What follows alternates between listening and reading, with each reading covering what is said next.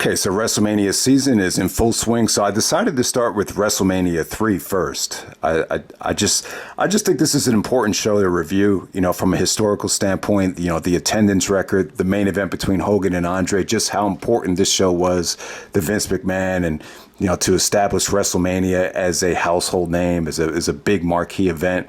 And in some ways, I think when you look at this from a historical standpoint, you could still argue this as being the greatest WrestleMania of all time, from a lot of different levels as well. You know, Steamboat and Savage, you know, was definitely groundbreaking. I would definitely say this: when you watch the show back, it makes you appreciate just how much, you know, the business has changed.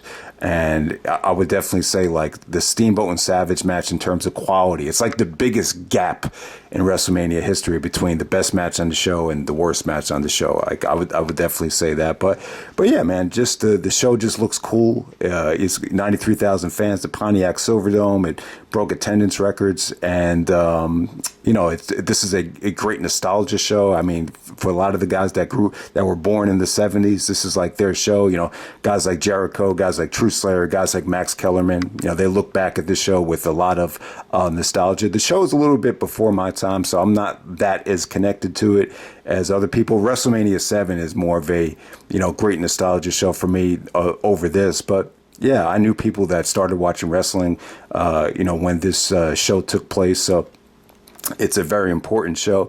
But let me start off with Steamboat and Savage. I still think it definitely holds up as a top 10 WrestleMania match. I just think Savage was just in a zone here. When you look at the way he delivered his promo, when you look at the execution of this match, yeah, this was Savage in his prime. I think when he started hanging out with Hogan, he put on a little bit too much muscle, and especially when he went to WCW, it became like a heavyweight. You know, it really, you know, I really thought he was like too jacked up for the rest of his career. But this is him at his best. He was lean, he was quick. He was just a hell of a competitor, a hell of an athlete, and you know, him and Steamboat just created magic.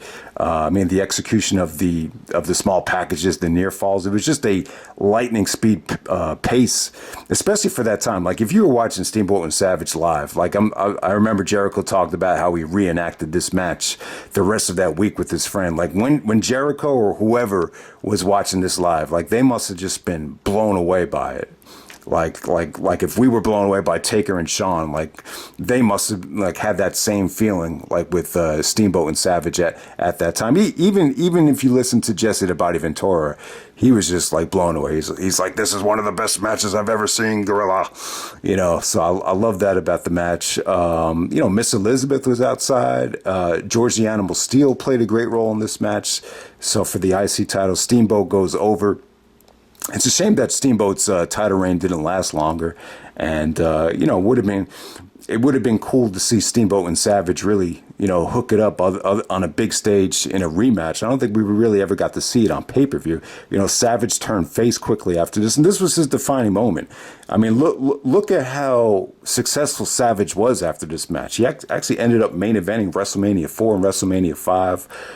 For whatever reason, it kind of gets lost that Savage is by far like the best performer in WrestleMania history for the first decade of WrestleManias. Well, maybe Shawn Michaels and guys like Bret Hart, you know, they surpassed Savage as time went on. But yeah, give respect to Macho Man. You know, he, without a doubt, like, he still is like the best WrestleMania match performer in the first out of the first 10 WrestleManias. So yeah, so that's all I got to say about Steamboat and Savage. The only person I really ever heard, you know, criticize that match was probably Flair in his book.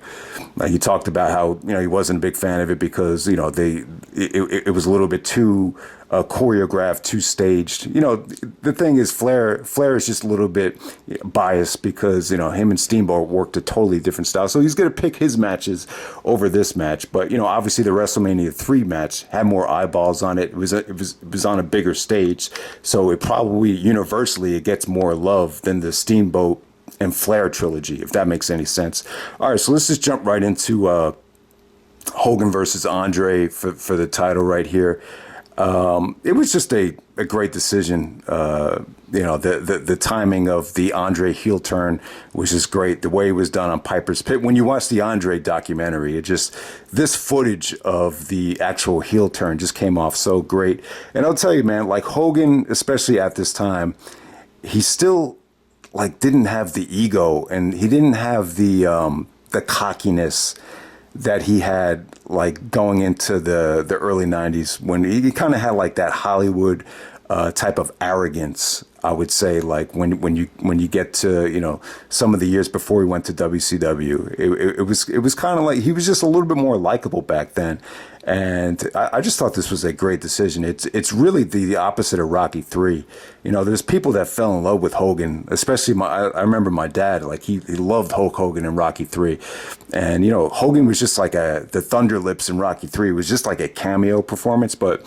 A lot of people would argue that, the Hogan, Rocky match from Rocky III really kind of stole the show from that whole movie and really made Hulk Hogan a household name. And, guys like Vince McMahon, fell in love with Hogan too. I think Vince even called him and said, I want to rule the world and I want to do it with you. So it was just very well done here. It's like taking the opposite, like Hogan and Rocky was a David versus Goliath, type of feel in Rocky III. And here you do the opposite. You make Hulk Hogan the underdog as he goes up against Andre. And it just worked to a T here. I just loved it. Especially the one of the probably the most iconic promos in WWF history, like looking back on it, like the promo where Piper, they're on Piper's Pit and he asks Hogan if he accepts the challenge after Andre bloodies him up when he just says yes and he screams it like that's like one of the most iconic promos ever. And it never really hit me until watching that Andre documentary how great that promo was. So yeah, man. And like I'm reading here on Wikipedia about how Meltzer trashed the match. He gave it like a negative 4-star rating. So I wasn't aware that there were so many people that were, split on this match. I know some people think it was decent. Some people think it was, Meltzer was quoted as saying was the worst worked match of the year. And there's a whole backstory with Andre not being healthy at the time. But to me, like, I don't know. I think it came off compared to the rest of the show. I thought it was the second best match of the night. Andre didn't look great, I would say, but there were still moments where Andre got an early pin and it looked like he actually pinned Hogan. Andre didn't look great in terms of some of the moves he executed, but it was still a spectacle. The thing is, Andre just unlike the Big Show, Andre looks unique. He looks like someone from, like from prehistoric times. Like he doesn't look human. Like he looks like in a good way, he looks like a freak. He looks like a monster. So it definitely does look like a superhero versus supervillain match. I like that about it. The Hogan body slam on Andre I don't think it was easy to do, and I still say, if it'd be interested to see Cena or Brock give Andre an F5. I don't really think they could do it. Andre just looked like he was a little bit tougher to move than a guy like the Big Show. But yeah, man, it wasn't a bad match at all. I thought it definitely had some drama. It delivered. I don't think anyone in the arena went home disappointed. At the time. Jericho stated that you kind of knew Hogan was going to win, but you didn't know for sure. So there was just a lot of uncertainty about it. And it was well executed. I mean, it's tough to rate in the star system. It's tough. Like whenever you deliver like a top WrestleMania matches of all time, obviously if you're going to judge the matches by quality, it wouldn't make the list. But there's always that guy that will look at a list and say, oh, it's a shame you don't have Hogan versus Andre on here. But, how does it fit in? Sometimes it just doesn't. But from a historical standpoint, it's still up there with, it's still the greatest moment in WrestleMania history in terms of, the importance to the company. So I will say that. But yeah, man. That's pretty much it about the Hogan versus Andre match. So yeah, I definitely didn't want to do a match by match review of the show. Watching this thing back, it's just total. You just have to evaluate it totally differently. So I will say some of the other standouts from the show was Roddy Piper taking on Adrian Adonis. This is before Piper actually went into Hollywood, and I thought Piper was great here. The crowd was into him. This was a great babyface versus heel match. It was a hair versus hair match. This set up the Brutus the Barber Beefcake face turn, where he actually helped Piper, with the clippers, cut Adrian Adonis's hair. But yeah, Piper got a great ovation. He really came off like a star here. And it's just, it was funny. I didn't realize Piper was on the verge of having such a successful movie career. But if you go back to like the late 80s, he did some pretty high budget movies with John Carpenter. And the Piper match was definitely one of the highlights of the show. Adrian Adonis, I didn't think he was a great wrestler or whatever, but yeah, Piper really, got the fans on his side there. All right, so one of the other matches was Danny Davis and the Hart Foundation taking on Tito Santana and the British Bulldogs. Yeah, I thought this would be better. This, you could definitely still argue this is one of the better things on the show, but like Chris Benoit, we know he's a huge fan of the Dynamite Kid, and obviously he grew up watching a show like this. Benoit was only 19 at the time, but I'll tell you, like, if you were a fan of the Dynamite Kid watching this show back, I don't know. Like, I'd be a little bit disappointed in the way Dynamite was utilized here. It just felt like these guys just didn't get a chance to develop any sort of rhythm. Brett was a heel here. It's not like you were blown away by anything Brett and Dynamite did from a technical standpoint. I would say Davey actually looked better than anybody here.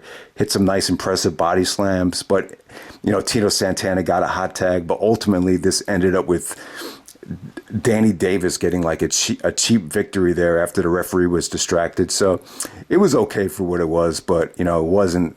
You would think Bret Hart Foundation, WrestleMania 3. This could have been the match as a whole. It just doesn't hold up.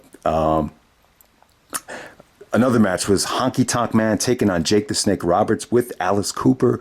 So Honky Tonk, they were trying to build up Honky Tonk as the top heel. Eventually, Honky Tonk, I think he took the belt from Steamboat later on that year. Once again, another screwy finish here with Jimmy Hart. Jimmy Hart was like managing everybody at the time. And when you watch the show back, a lot of the heels got victories on the show. It's a very heel-driven show, besides the two mega matches. So Honky Tonk Man gets a cheap victory here, thanks to Jimmy Hart. But Jake Roberts and Alex Cooper take Damien the Snake and put it on Jimmy Hart. So the payoff was, Jimmy Hart took a beating with the Snake. Jimmy Hart took a lot of beatings on this show. So another standout match is Iron Sheik and Nikolai Volkoff taking on the Killer Bees. The fans are really getting into this thing, but once again, it just, it featured just another, DQ, and it just, the Killer Bees were actually getting some really, really good, feedback from the crowd, but it just kind of ended out of nowhere. Just another crappy finish right there. Trying to think of what else really stood out on this show. Once again, another match, Harley Race taking on the Junkyard Dog. The loser must bow match. I just thought that had a really just heartbreaking finish right there. But yeah, I don't know. What else was on this show? All right, you actually saw some of the midgets wrestling. So yeah, Hillbilly Jim's team going up against King Kong Bundy's team. You saw all these midgets. I'm not I know Brett in his Hall of Fame speech actually talked about how Stu Hart had all these midgets working for Canadian for Stampede Wrestling. So I'm not sure if like guys like the Haiti Kid were part of that promotion as well. But it was cool to see the midgets actually out there at WrestleMania. It was like something. It was like a sight to see. The Dream Team, another standing match was Greg Valentine and Brutus Beefcake going up against the Rougeau brothers. Rougeau brothers, were pretty over, but once again, it ended in a finish where they actually leave Brutus Beefcake behind, and it sets up the babyface turn for Brutus the Beefcake. I guess this is where he becomes Brutus the Barber Beefcake.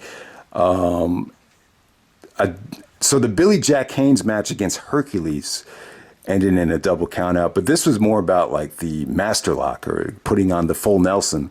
this whole match. Ended up being bloody. So that wasn't a bad match. That actually got a lot of time compared to a lot of the other stuff on this show. Rick Martel and Tom Zenk of the Can-Am Connection got some, they came off like a legit babyface tag team.